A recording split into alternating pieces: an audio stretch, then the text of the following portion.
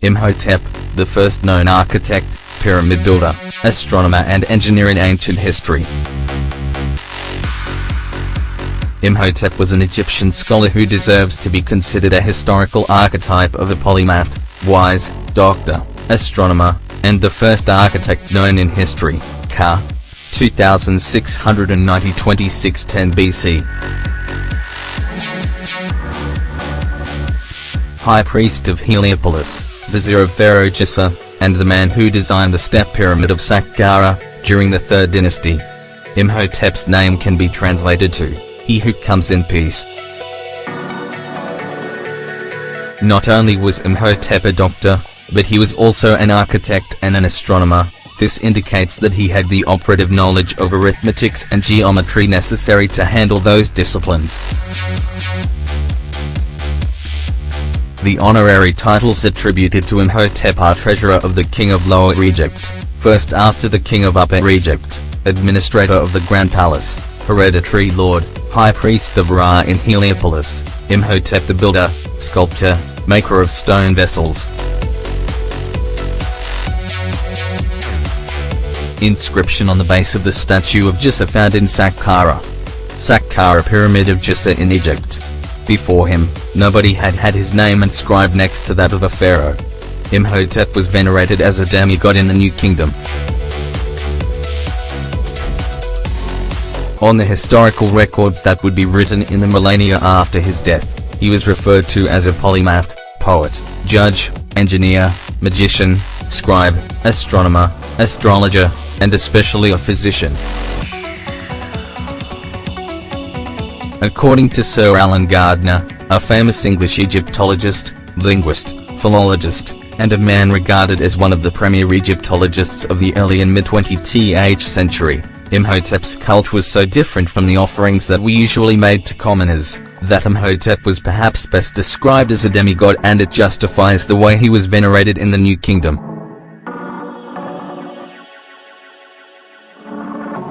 However, curiously, there aren't any texts that have survived, or been found that mentions Imhotep's capacities in his lifetime, and there aren't really any written documents that mention his name in the first 1,200 years after his death.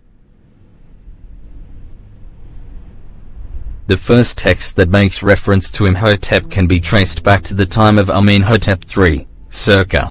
Evidence of Imhotep's extensive medical knowledge can be traced back to the 30th dynasty, c. 383–43 BC, onwards, some 2,200 years after his death. The center of Imhotep's cult was located in Memphis, and the location of his self-built tomb remains hidden from the beginning, and its location remains unknown, despite numerous archaeologists trying to uncover his eternal resting place. There are many scholars who agree that Imhotep's tomb may rest somewhere in Saqqara. Imhotep's achievements during his lifetime catapulted him into the annals of Egyptian history. Not only was he venerated as a demigod, but around 2,000 years after his death, Imhotep's status had been elevated to that of a god of medicine and healing. Eventually, Imhotep was equated with the Egyptian god Thoth, god of architecture, mathematics, medicine, and patron god of scribes. According to Egyptologist James Peter Allen, even the ancient Greek knew of Imhotep, and they equated him with their own god of medicine, Asclepios. In addition to his extensive knowledge in a number of different fields, Imhotep was regarded as the first ancient Egyptian pyramid builder. Mainstream Egyptologist believes he is to be credited with the design of the Pyramid of Djissa, the stepped pyramid at Saqqara, Egypt. The stepped pyramid of Djissa needed the extraction, transport, and assembly of thousands of tons of limestone, a notable challenge since such material had never been used in large constructions. Before limestone, the ancient Egyptians made use of adobe bricks, which were easy to make and much cheaper. During the building process of the pyramid, he faced a number of problems. Imhotep's biggest technical problem was the weight of the stone. Imhotep solved the problem in part by using relatively small blocks, easier to transport and handle. The columns Imhotep incorporated were either decorative or were attached to the walls, without supporting much weight. It is noteworthy to mention that during Imhotep's time, the metal used in tools was copper, which is not suitable for these works. The pharaoh's vizier also had to organize the entire construction process, control the work, movement, and life of hundreds of workers, and build the first funerary city, surrounded by a wall of about 1,500 meters in perimeter. He had to build a number of decorative buildings, and at its center, he erected a pyramid of 6 tiers with a height of 60 meters.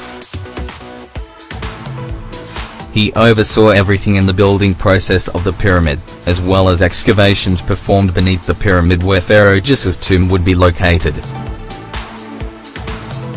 He also built a set of galleries to store thousands of funerary vessels, many engraved with the names of their predecessors. The step pyramid designed by Imhotep is considered to be the earliest large-scale cut stone construction, although the pyramids at Cairo and South America are contemporary. Many scholars credit Imhotep with the implementation of stone columns to support a building. The only question that perhaps remains is, and where did Imhotep draw his knowledge from? From whom or what did he learn? How did he obtain his knowledge? According to Robert Bauval and Thomas Brophy in their book Imhotep, the African Architect of the Cosmos, Imhotep was initiated into the mysteries revealed at Heliopolis, the oldest religious city of the country, and was raised to the position of high priest, and there existed at Saqqara a school of magicians under the aegis of this ancient sage who was both astronomer and astrologer. He was an architect of the cosmos and taught the motion of the stars and constellations.